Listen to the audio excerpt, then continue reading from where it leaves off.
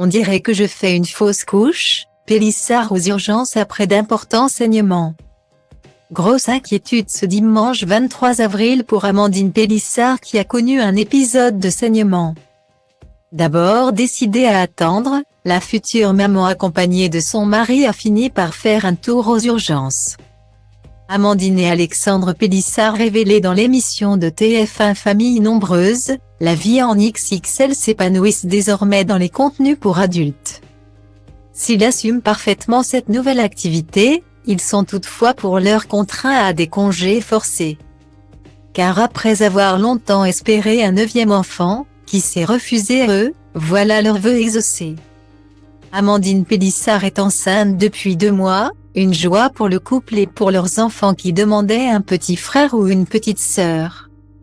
Jusqu'ici tout se passait plutôt bien mais ce dimanche, grosse frayeur pour la future maman qui a constaté d'abondants saignements.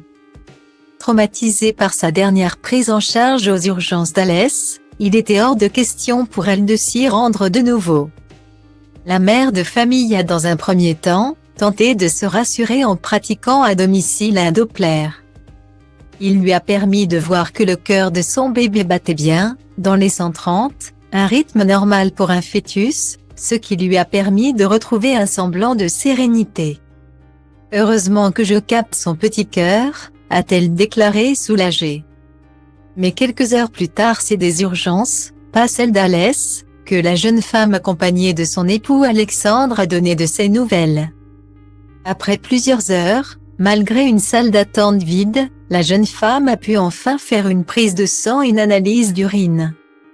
Ce n'est qu'à 1h du matin que les Pélissard ont été délivrés de l'angoisse, gagnant au passage une nouvelle échographie de leur 9e enfant.